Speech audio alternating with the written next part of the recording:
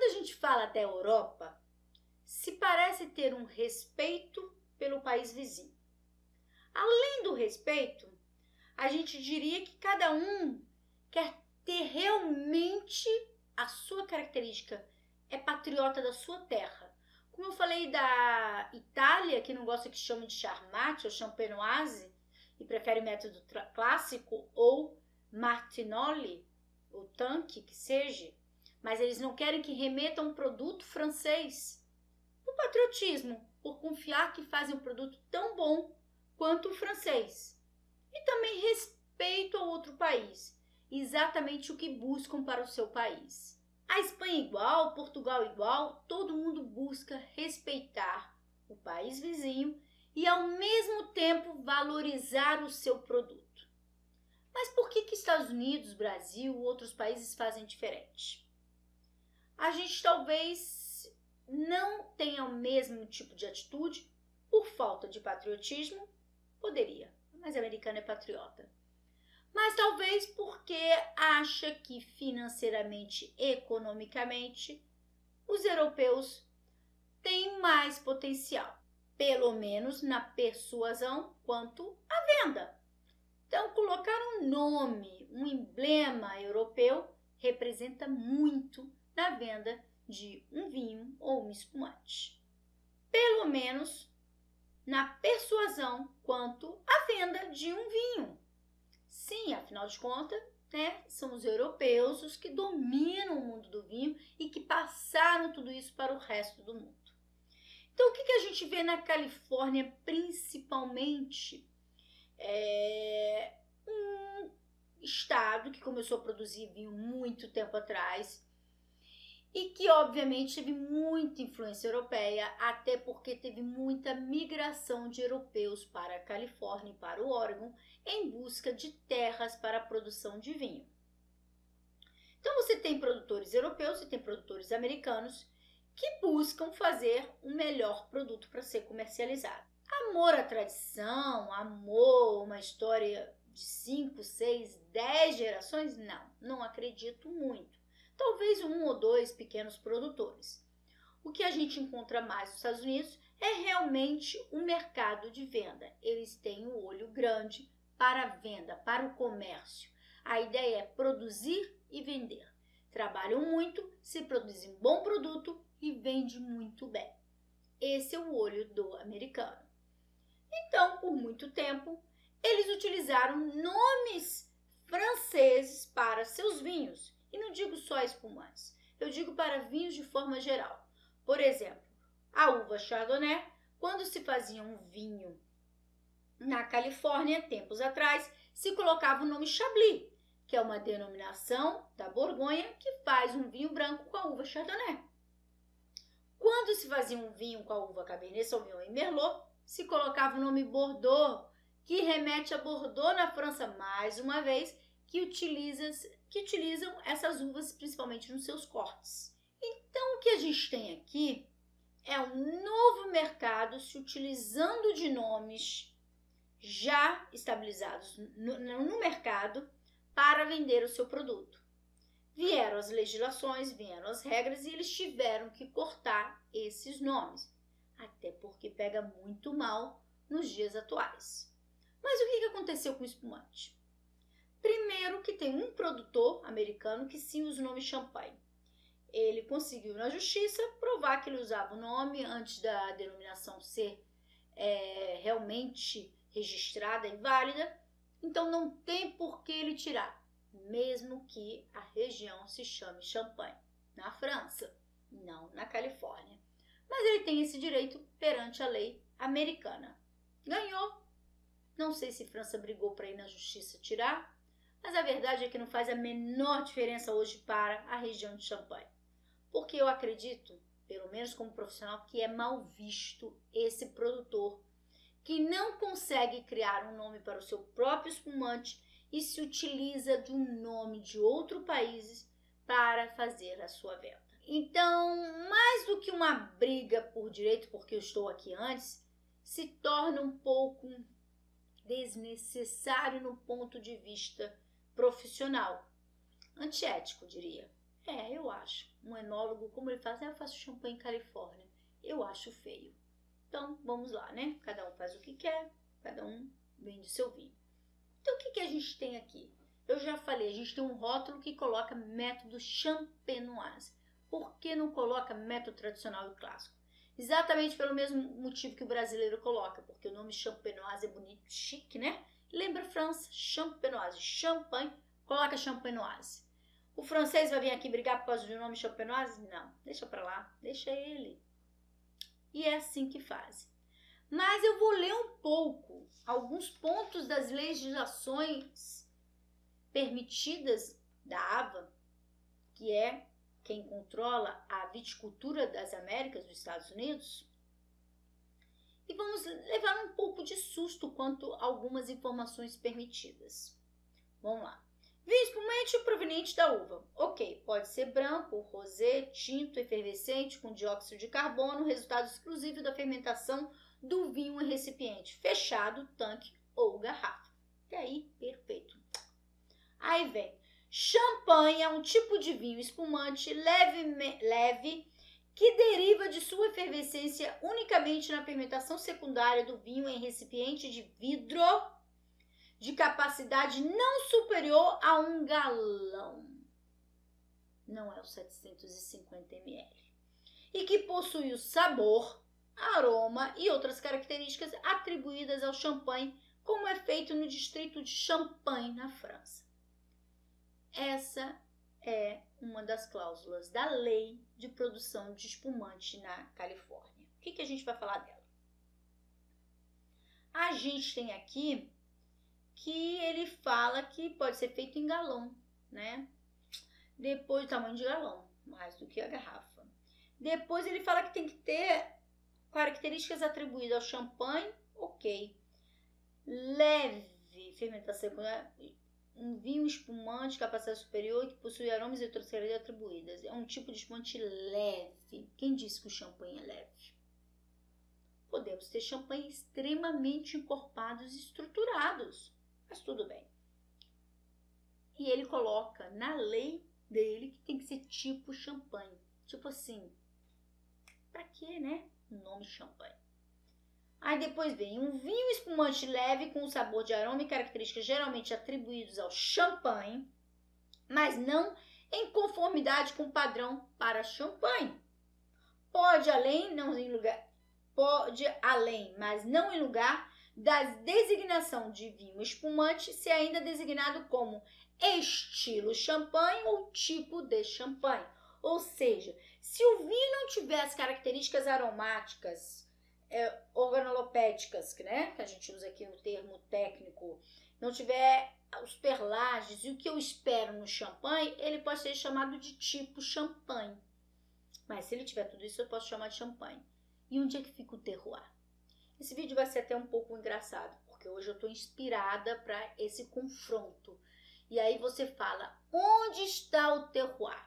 Onde está o solo de cremediano de champanhe?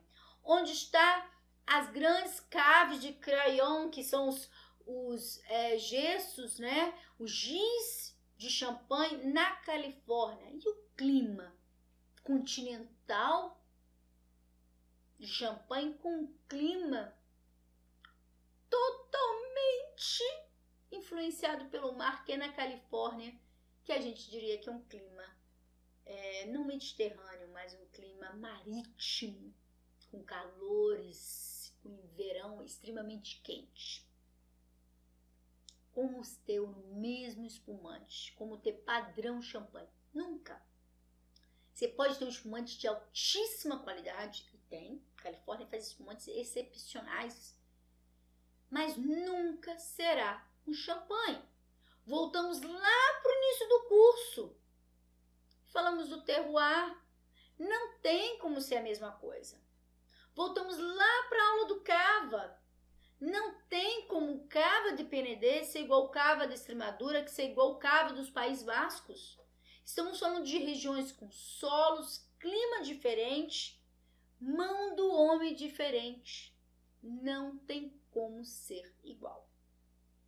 Então, o nome champanhe no rótulo americano é permitido. Se ele colocar tipo, igual a gente aqui no Brasil, queijo tipo gorgonzola, tipo gruyère, pode.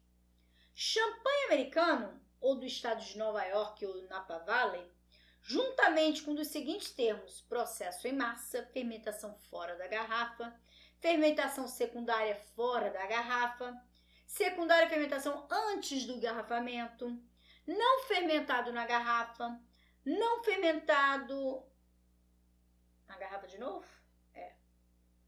Método chamar ou processo chamar pode ser utilizado também no rótulo da garrafa.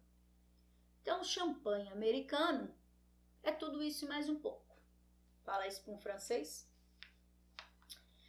As etiquetas devem ser concebidas de forma que todas as palavras com essa designação adicional sejam facilmente legíveis em condições normais e que tenham fundo contrastante. Para que o consumidor as informações adequadas sobre o método de produção e a origem do vinho, blá blá blá.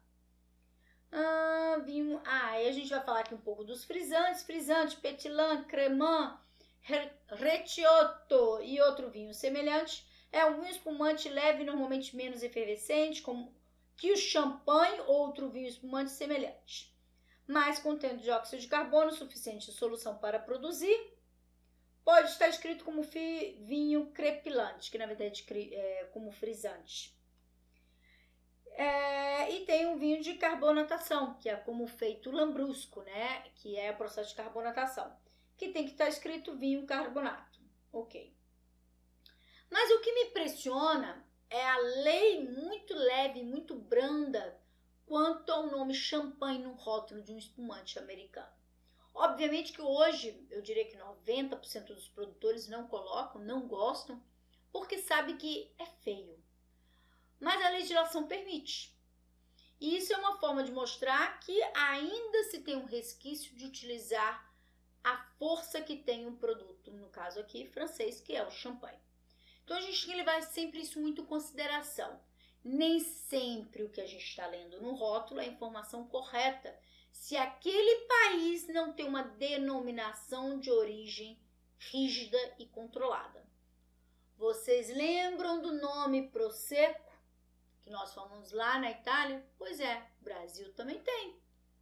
Então a gente encontra vários rótulos também com esse nome Prosecco. Por quê? Porque é o nome da uva que virou glera, que voltou a ser Prosecco e que voltou a ser glera. Era glera, não era Prosecco, era glera, virou Prosecco, voltou a ser glera. Então a gente tem liberdade de manipular a lei de uma forma que você ganhe uma vantagem econômica e marqueteira em cima de um produto. Aí você vai falar assim, poxa, mas americano é dose, hein? Brasileiro também é. Porque nós também temos um produto no Brasil, vou colocar agora para vocês aqui a fotinho, que também chamamos de champanhe. Porque ele também conseguiu esse registro antes da denominação francesa, da apelação de origem. E aí ele vende o espumante dele com o nome champanhe. Ele está errado? Está errado. Para mim ele está errado. Ele pode estar certo na lei, mas eticamente, profissionalmente falando, ele está errado. Porque hoje, com o conhecimento que temos, sabemos que não há necessidade de se utilizar o nome champanhe. Você pode colocar o nome espumante brasileiro, método tradicional, método clássico. E todo mundo vai entender que foi feito exatamente como um champanhe, método champenoise, método tradicional. Não há necessidade de se utilizar de um nome de uma região, de uma apelação de origem controlada para ganhar fama e vender o seu espumante. Então, o que eu quis passar para vocês agora é que mais do que passar, e esse, por exemplo, esse é um Chardonnay, tá? Vou pegar a ficha técnica dele agora, calma aí.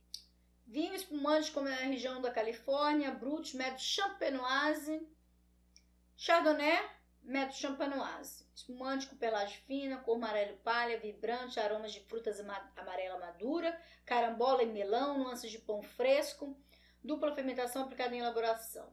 Corpo médio, boa acidez, sem expressar amargor. Exatamente o que eu falei, ele não tem nada de amargor, tá muito macio.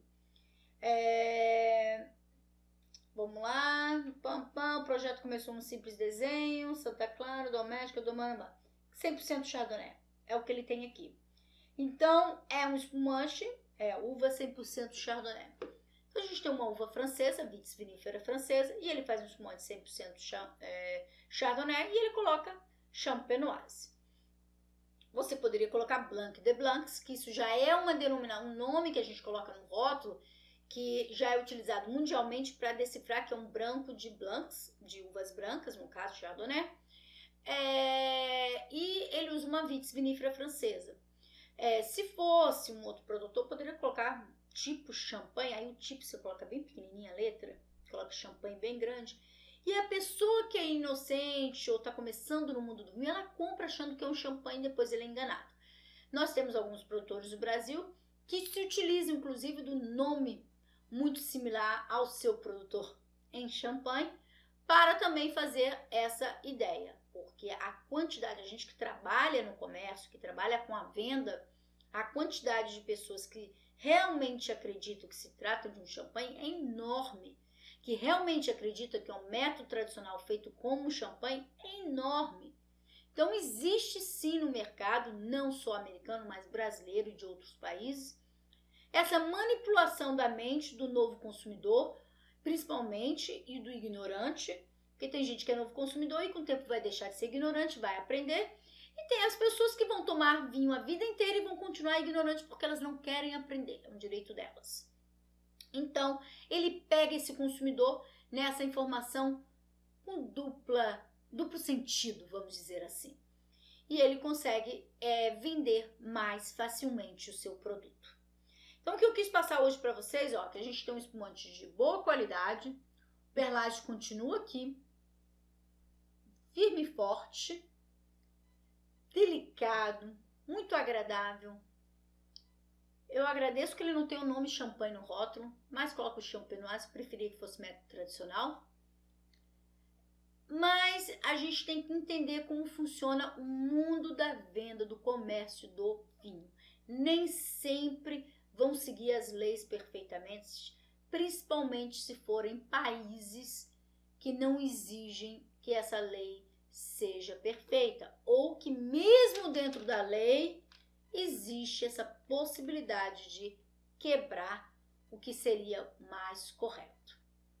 Então, deixo vocês aqui com esse pensamento. Provem bastante os espumantes do Novo Mundo. Estamos aí falando de Califórnia, vamos falar um pouco do Brasil e de outros países. E a ideia é passar esse conceito geral desses países, afinal de contas as legislações são muito leves, eu não posso falar, porque todo espumante da Califórnia tem que ser Chardonnay. Não, se ele quiser fazer com Riesling, se ele quiser fazer com Pinot Blanc, se ele quiser fazer com Sauvignon Blanc, ele vai fazer o espumante dele com a uva que ele quiser. A legislação permite isso.